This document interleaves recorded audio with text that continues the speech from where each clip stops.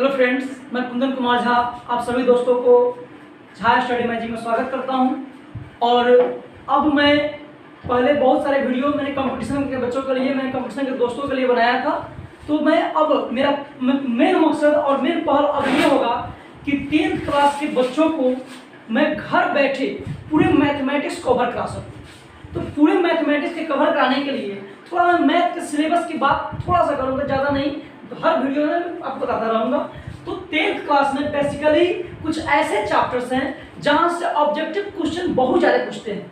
जैसे हैं अभी जो पढ़ने वाले हैं निर्देशांक ज्यामिति, बहुपद, ट्रिग्नोमेट्री, जिसको त्रिकोणमिति कहते हैं आप लोग। ऐसे ही कुछ ऐसे चैप्टर्स जो बहुत ज़्यादा ऑब्जेक्टिव पूछा जाता है, तो मैं उस चैप्टर को पहले कवर कराऊंगा, फिर आपको चैप्टर वाइज आपको सब कुछ कराऊंगा। तो डोंट वरी, आप मेरे क्लास को अभी से ही और यहाँ आपको निर्देशांक के इंट्रोडक्शन से ही अटेंड करना है। तो आइए सबसे पहले पर देखते हैं, यहाँ टॉपिक है निर्देशांक ज्यामिति। तो जैसे ही ज्यामिति शब्द आया होगा तो आपके दिमाग में ये बात जरूर आया होगा कि भाई ज्यामिति है क्या, और ये ज्यामिति का एक नया रूप कैसे आ गया। तो दोस्त, ज्यामिति जिसको बोलते हैं इंग्लिश में जियोमेट्री।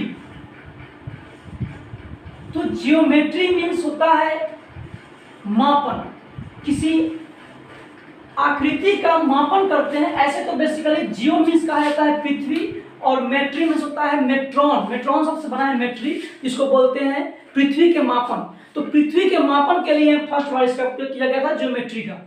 जैसे कि आप लोग अभी भी देखते हैं, बहुत सारे रामायण भी चल रहे हैं, तरह तरह के कुछ भी चल रहा है, कोई भी एपिसोड आ रहा है आपको जो धार्मिक हो, तो उसमें देखेंगे शुरुआत से ही ऋषि मुनि लोग ऐसे आकृति, जिसको हम लोग कहते हैं हवन कुंड, और आज हम लोग जो बच्चे पढ़ रहे हैं उसको बोलते हैं त्रिभुज। तो ऐसे हवन कुंड या फिर कभी कभी ऐसे भी हवन कुंड आप देखते होंगे, सबका अलग अलग वैदिक रूप से अर्थ है, परंतु इन्हीं आकृति को मापने के लिए ऋषि मुनि लोग ज्योमेट्री का खोज किए थे। तो दोस्त, हम वहां नहीं फोकस करेंगे, हम ये फोकस करेंगे कि ज्यामिति जो है, ज्योमेट्री दो तरह के होते हैं। एक का नाम है, जिसका नाम है यूक्लिड ज्यामिति, और दूसरा है निर्देशांक ज्यामिति। तो यूक्लिड ज्यामिति में हम लोग केवल आकृति के मापन का अध्ययन करते हैं। अब इसमें हम लोग निर्देशांक ज्यामिति में, यह गणित का वह शाखा है जिसके अंतर्गत हम किसी बिंदु को समतल में उसकी स्थिति का अध्ययन करते हैं। किसी प्लेन में किसी बिंदु की स्थिति का अध्ययन करना निर्देशांक ज्यामिति है। या फिर ये कहें कि निर्देशांक ज्यामिति ज्यामिट्री और अलजेब्रा के बीच की कड़ी है, दोनों का सम्मिश्रण है। तो आइए हम लोग पढ़ते हैं निर्देशांक ज्यामिति के बारे में। तो आप तो समझ गए निर्देशांक ज्यामिति क्या है। तो इस निर्देशांक ज्यामिति में एक प्लेन में हमें अक्ष प्राप्त होता है, जिसको हम लोग कहते हैं एक्स अक्ष तथा वाई अक्ष, और ये दोनों लाइन जहां पे इंटरसेक्ट करते हैं, जहां पे कटते हैं, इस कटान बिंदु को हम लोग बोलते हैं मूल बिंदु। ध्यान रहे, इसको क्या बोलते हैं? मूल बिंदु। और इस मूल, हर टॉपिक को ऑब्जेक्टिव की तरह डील करते हुए चलना है। और इस मूल बिंदु का अगर आपसे कहें निर्देशांक क्या होता है, तो ध्यान रखना है 0,0 होता है। अब 0,0 होता है, ये याद रखना है। अब एक बात और याद रखना है क्या, कि एक्स अक्ष को भुज तथा वाई अक्ष को कोटि कहते हैं। एक्स अक्ष को भुज तथा वाई अक्ष को कोटि कहते हैं। एक्स अक्ष कौन सा है? एक्स डैश ओ एक्स को, एक्स डैश ओ एक्स को हम लोग एक्स एक्सिस या एक्स निर्देशांक कहते हैं। वाई डैश ओ वाई को या वाई ओ वाई डैश को, वाई ओ वाई डैश को वाई निर्देशांक कहते हैं। समझ में आ गया? अब देखिए, जब आपको ऐसा फिगर मिला तो आपको 4 पाद मिल गए, या आप ये समझें कि ये चतुर्थांश आपको मिल गए। चारों का ये पहला अंश है, और ये दूसरा है, और ये तीसरा खंड है, और ये चौथा खंड, जिसको हम लोग पाद भी बोलते हैं। तो दोस्त, इसमें हम लोग ये देखिए कि प्रथम पाद जिसको बोलते हैं प्रथम पाद, ये है द्वितीय पाद,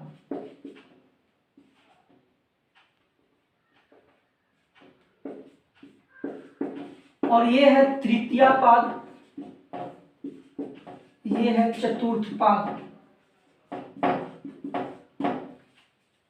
अब हम इसमें बात करेंगे कि प्रथम पाद में किसी बिंदु के लिए, किसी पॉइंट के लिए स्थिति कैसा होगा। तो आप देखिए कि आप संख्या रेखा का अध्ययन किए होंगे 9th क्लास में, तो ये बताइए संख्या रेखा में जीरो के दाहिने साइड में धनात्मक चिन्ह होता है कि ऋणात्मक चिन्ह होता है? धनात्मक यानी कि प्लस चिन्ह होता है। हम संख्या रेखा के आधार पर देखें तो यहाँ पे ये जीरो है और जीरो के दाहिने तरफ जो भी संख्या आएगा वो प्लस होगा। अब अगर हम y में जीरो के ऊपर की तरफ जाएंगे तो ऊपर की तरफ हमेशा याद रखना है, ऊपर भरे जाएगा तो प्लस, नीचे भरे माइनस, दाहिना वाला प्लस, बायां वाला माइनस। समझ में आ रहा है? तो देखिए हम पूरे को ढक लेते हैं, यहाँ बस इस पाद की बात करेंगे, प्रथम पाद की बात करेंगे। तो कोई भी बिंदु, कोई भी संख्या का मान आएगा तो पहले उसका x इस पाद में बिंदु का जो हमारा स्थिति होगा x प्लस होगा, और y भी ऊपर की तरफ है, ऊपर भरे वाला क्या बोले हैं हम? प्लस। तो प्लस और प्लस, इसका मतलब ये आए कि अगर आपको एग्जाम में ऑब्जेक्टिव में कह दे 5,3 किस पाद में आएगा, तो ये x होता है पहला, दूसरा होता है y। किसी बिंदु की स्थिति है ये किसी बिंदु की स्थिति है। तो बिंदु की स्थिति में अगर प्रथम पाद में होगा तबे ना x प्लस है और y प्लस है जी। तो आइए आगे की तरफ चलते हैं, दूसरे पाद में चलो। अरे भाई यहाँ पे देखो जीरो के बाएं साइड में आया तो पहले तो हमको x लेना होता है, तो x लेंगे तो यहाँ पे ये x जीरो के बाएं साइड में तो माइनस हो जाएगा। और इसी पाद में हम y की बात करें, y की स्थिति की बात करें, तो जो भी होगा y की स्थिति में, तो ये ऊपर भरे है तो ऊपर मुहे वाला प्लस होता है। तो द्वितीय पाद में चिन्ह क्या होगा? द्वितीय पाद के कोई भी बिंदु द्वितीय पाद में होगा तो उसका स्थिति होगा, पहला होगा माइनस में, यानी कि x का x क्या होगा? x अक्ष होगा आपको माइनस में और y अक्ष होगा प्लस में। समझ में आ रहा है कि नहीं? हम बस आपको देहाती मेथड में समझिए ना कि ऊपर भरे इधर है और इधर बाएं भरे हैं, तो आपको पहले x लेना है, तो x का स्थिति क्या होगा? ऋणात्मक, और y अक्ष धनात्मक।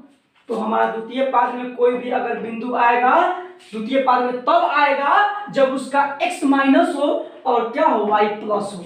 जैसे कि आपको हम पूछते हैं कि -7,4 किस पाद में होगा? अरे बताओ ना, कई बार ऐसे सवाल पूछता है ऑब्जेक्टिव में, तो एक दो क्वेश्चन ऐसा रहता ही है। तो आपको धड़ाक से याद आएगा कि अरे ये x है तो x बाएं में है, तो कहाँ होता है? माइनस द्वितीय पाद में, और y प्लस द्वितीय पाद में। तो अब चलते हैं तृतीय पाद की ओर। तो तृतीय पाद में दोस्त ये बताइए कि यहाँ पे तो हम इधर x यही ना है, x डैश, तो x डैश जो है हमको जीरो के बाएं भरे है ना, तो यहाँ पे हो जाएगा माइनस, क्या हो जाएगा? माइनस। और यहाँ पे y क्या है? यू नीचे की तरफ है, तो y नीचे हो, नीचे वाला भी माइनस, बाएं वाला भी माइनस, तो माइनस माइनस इसका हो गया चिन्ह। नहीं समझेगा?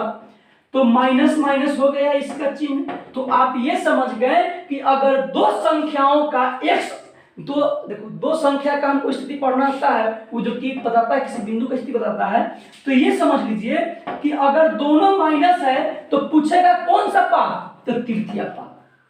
कंफर्म? पूछेगा कौन सा पाद? तो तृतीय पाद। जैसे आपको कहेंगे -2, -5 किस पाद में आएगा? अरे कंपटीशन वाला एग्जाम में पूछता है जी, तो -2, -5 किस में आएगा? तृतीय पाद में, क्योंकि यहाँ पे बायां भरे तो x डैश माइनस, नीचे भरे y तो यू माइनस। अब आ जाइए आप चतुर्थ पाद में। कहाँ आ जाइए? चतुर्थ पाद में। थोड़ा देखिए ना, यहाँ पे ये x को लेना है पहले हमको, x की बात करेंगे तो ये तो आपको दाएं साइड में है, तो x तो प्लस हो ही जाएगा, दाहिने साइड में है तो। लेकिन इस पाद में y कहाँ है, नीचे की तरफ है, तो माइनस हो जाएगा। अब आपसे हम पूछते हैं, आप बताइए, कमेंट में बताइए मेरा अगला सवाल का आंसर क्या होगा। अगर यह कोई संख्या जैसे कि 7 माइनस 3, हम आपसे पूछते हैं 7 माइनस 3, बताइए कौन से पाद में होगा, जल्दी से कमेंट में कीजिएगा आप लोग। हो जाएगा चतुर्थ पाद। क्या हो जाएगा, चतुर्थ पाद। कोई बच्चा देख रहा हो इसको जरूर कमेंट करो, हम आपको बता रहे हैं इसका कौन सा आंसर होगा। और अगला सवाल आपको देना, हम इसका आंसर नहीं देंगे। 6 माइनस 2 किस पाद में होगा, जल्दी बताइए। एगो प्लस वाला है, एगो माइनस वाला है, कौन में जाएगा, कमेंट में लिखिएगा, हम नहीं बोलेंगे। चलिए अगला सवाल हम चलते हैं, अगले टॉपिक की ओर चलते हैं। आपको एक बात फिर समझा देते हैं कि x अक्ष को भुज और y अक्ष को कोटि कहते हैं। फिर से रिपीट, मूल बिंदु का निर्देशांक 0,0 होता है। प्रथम पाद में कोई बिंदु का स्थिति प्लस प्लस, द्वितीय पाद में माइनस प्लस माइनस प्लस, तृतीय में माइनस माइनस माइनस माइनस, चतुर्थ में प्लस माइनस। याद रहेगा ना। अब थोड़ा चलते हैं आगे की ओर।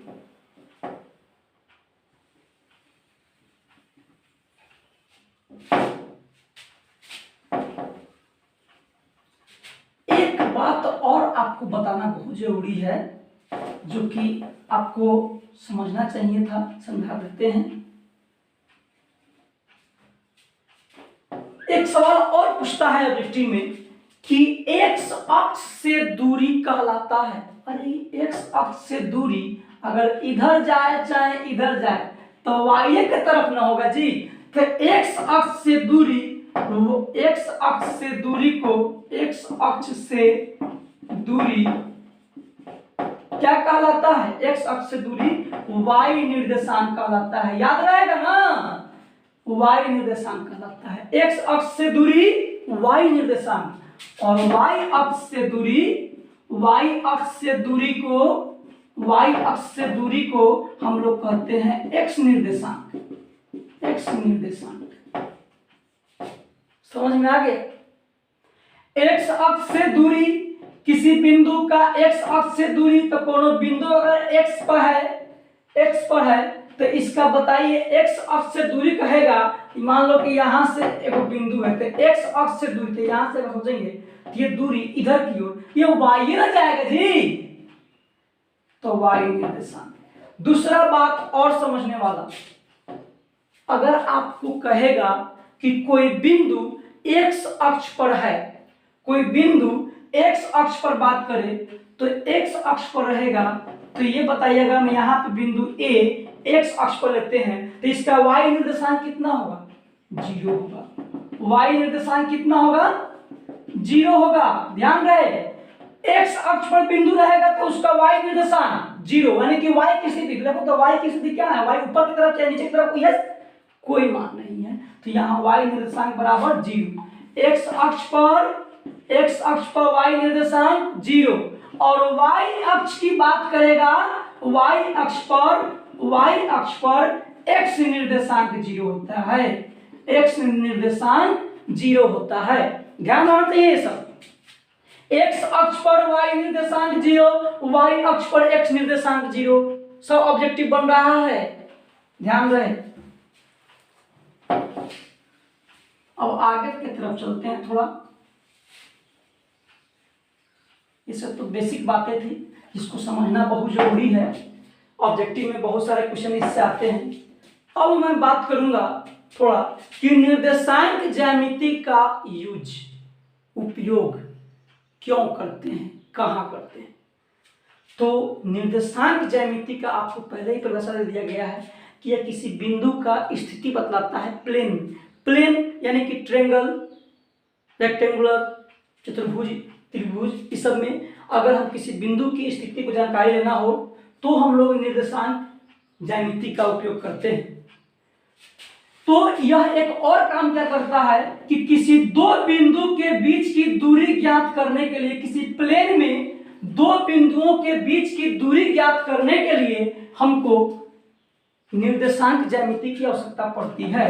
तो अगर हम मान लेते हैं कि ये बिंदु P है और बिंदु Q है, ये बिंदु P है और बिंदु Q है, तो यहाँ पे आप समझो कि अगर इसका x1 लेते हैं और y को y1 लेते हैं, अपना से मान लेते हैं, और ये x2 और ये y2 लेते हैं, तो अगर हमको इसके बीच की दूरी चाहिए, PQ चाहिए, तो इसका PQ कैसे निकलेगा? PQ का फॉर्मूला तो हमको पता है, जिसको बोलते हैं दूरी सूत्र भी बोलते हैं, दूरी सूत्र। दूरी सूत्र यानी कि दूरी निकालने के लिए हम लोग यूज करते हैं रूट अंडर पहला घटाओ पहला, अरे देहाती मेथड, पहला घटाओ पहला। अरे आप पहला में से पहला को घटाइए, आपको मन है तो x2 में से x1 को घटा के स्क्वायर, या x1 में से x2 पे घटा के स्क्वायर, दोनों बात वही होगा, क्योंकि यहाँ पे स्क्वायर आने से ऐसा हो गया है। प्लस दूसरा घटाओ दूसरा का स्क्वायर, तो दूसरा कौन है? अरे y2 घटाओ y1 का स्क्वायर। यही है आपका दूरी सूत्र। PQ निकालना हो तो दूरी सूत्र यही है, ध्यान रहे कि दूरी सूत्र बराबर रूट अंडर x2 घटाओ x1 का स्क्वायर, y2 घटाओ y1 का स्क्वायर। ये हमको याद नहीं करना है, हमको याद करना है रूट अंडर पहला घटाओ पहला का स्क्वायर प्लस रूट अंडर पहला घटाओ पहला का स्क्वायर प्लस दूसरा घटाओ दूसरा का स्क्वायर, दूसरा घटाओ दूसरा का स्क्वायर। याद रहेगा ना आपको? अब हम बताते हैं, जैसे कि मान लो बिंदु P का मान दिया गया है 3,4 और बिंदु Q का मान दिया गया है 2,3। अब आपको कहा जाता है भाई इस PQ का दूरी निकालिए, PQ का दूरी। तो हम कहते हैं हमको x1 x2 वाला बात याद नहीं है, तो चलिए पहला घटाओ पहला, अरे पहला 3 है और इसका पहला 2 है, पहला घटाओ पहला का स्क्वायर प्लस दूसरा घटाओ दूसरा का स्क्वायर, इसका स्क्वायर। तो करेंगे तो 3 में से 1 गया 1 का स्क्वायर, 4 में से 1 गया 1 का स्क्वायर, रूट 2 हो गया मेरा आंसर। आसान है कि नहीं? बिल्कुल आसान है। तो इसके आगे हम आपको अगले वीडियो में ये बताएंगे कि ये दूरी सूत्र आया कहाँ से, दूरी सूत्र निकालते कैसे हैं। कभी कभी सब्जेक्टिव एग्जाम में हमको कहता है दूरी सूत्र ज्ञात कीजिए, तो कैसे ज्ञात करेंगे? अगले नेक्स्ट वीडियो के इंतजार कीजिए। और आपको अगर वीडियो अच्छा लगता हो 10th क्लास में पढ़ने वाले सभी बच्चा के पास शेयर कीजिए, जितना ज़्यादा हो सके शेयर करो, हर ग्रुप में, फेसबुक पे, जहां मन करे वहां शेयर करो, क्योंकि यह वीडियो बवाल मचा देगा बच्चों के बीच में। आइए हम लोग नेक्स्ट वीडियो का इंतजार करते हैं। धन्यवाद। अच्छा था कि नहीं?